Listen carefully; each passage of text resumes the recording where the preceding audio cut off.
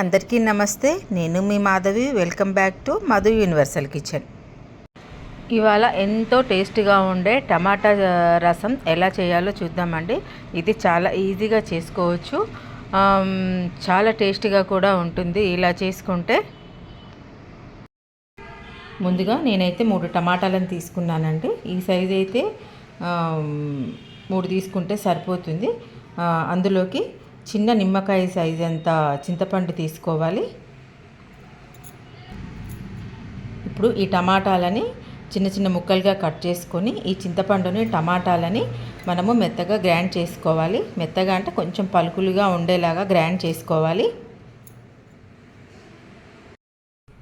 ఇప్పుడు టమాటాలని ఈ మిక్సీ జార్లో వేసుకొని అలాగే ఇప్పుడు ఈ చింతపండుని కూడా వేసేసుకొని ఈ రెండు కలిపి గ్రైండ్ చేసుకోవాలి.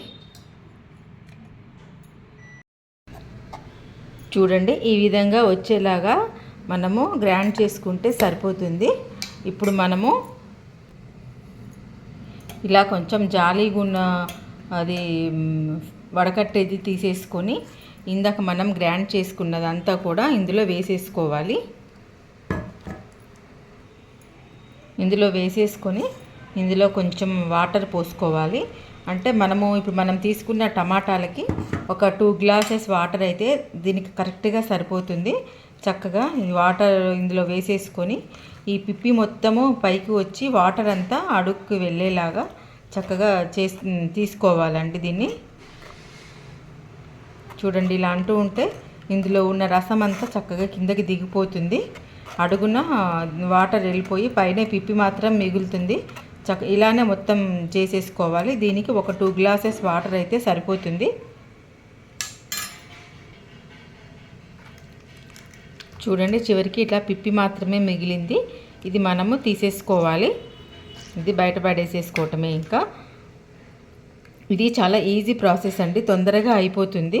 మామూలుగా మనం టమాటా చారు అంటే టమాటాలని ఉడకబెట్టి కూడా చేసుకోవచ్చు. అది చాలా టైం తీసుకుంటుంది. ఇలా అయితే కొంచెం తొందరగా అయిపోతుంది. చూడండి ఎంత చక్కగా మొత్తం ఆ రసం అంతా దిగిపోయి ఎంత చక్కగా తయారైపోయిందో ఈ లిక్విడ్.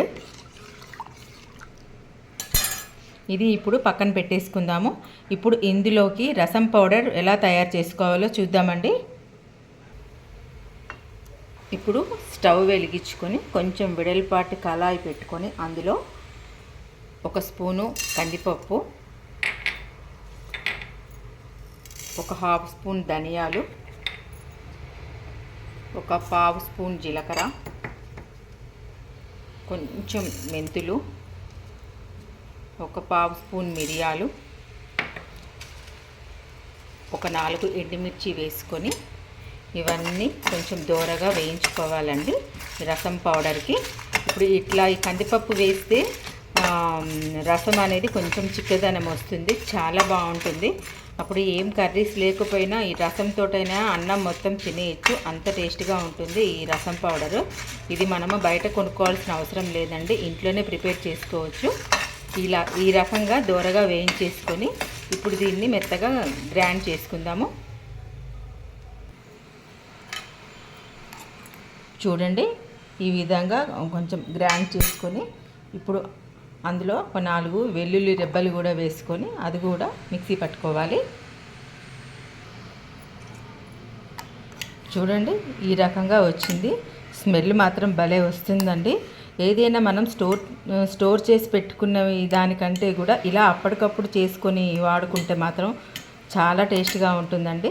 స్మెల్ మాత్రం అసలు ఎంత బాగుందో. ఇప్పుడు మనము ఇందాక మనము రసం తీసుకున్నాం కదా, అది మనము అందులో ఏమేమి వేసి ప్రిపేర్ చేసుకోవాలో ఇప్పుడు చూద్దామండి.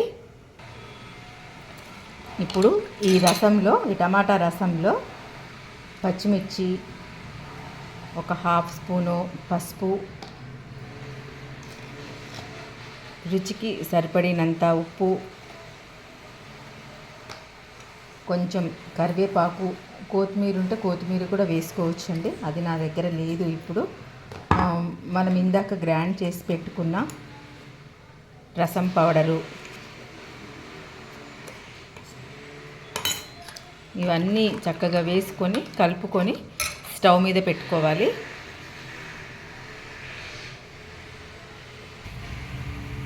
ఇలా స్టవ్ మీద పెట్టుకొని దీన్ని ఒక 15 నిమిషాలు మరగనివ్వాలి. అంటే ఇప్పుడు మనము ఒక హాఫ్ గిన్నెకి పైగా ఉంది కదండి, దానికి కొంచెము తగ్గేలాగా చూసుకొని మరిగించుకోవాలి. ఇందులో కారం అవసరం లేదండి, ఎందుకంటే మనం ఇందాక రసం పౌడర్లో పచ్చిమిర్చి ఈ ఎండుమిర్చి వేసుకున్నాం కదా, దానికి ఇప్పుడు అవసరం లేదు. ఇప్పుడు ఇందులో కూడా పచ్చిమిర్చి వేసాం కాబట్టి కారం అనేది సరిపోతుంది. చూడండి టమాటా చారు అయితే మరిగిపోయింది. కొంచెం క్వాంటిటీ తగ్గిందండి, చూడండి అలా మరిగించుకోవాలి. ఒక 10-15 నిమిషాలు మరిగిన తర్వాత చక్కగా చూడండి ఎంత చక్కగా రెడీ అయిపోయిందో. ఇప్పుడు మనము దీన్ని తాలింపు పెట్టుకోవాలి.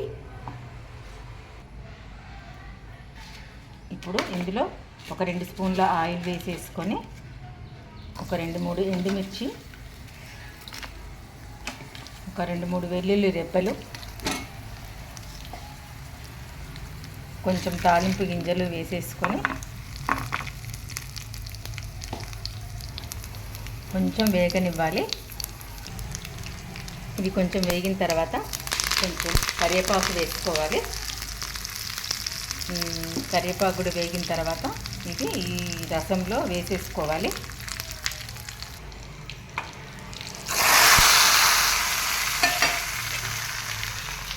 టమాటా చారు అయితే రెడీ అయిపోయిందండి. అసలు ఎంత గుమగుమలాడిపోతుంది. రసం అయితే మనము అప్పటికప్పుడు రసం పౌడర్ తయారు చేసి వేసుకున్నాం కదా, అన్నం మొత్తం కూడా ఈ రసంతో తినేసేయచ్చండి, అంత బాగుంటుంది. మీరు కూడా ట్రై చేయండి.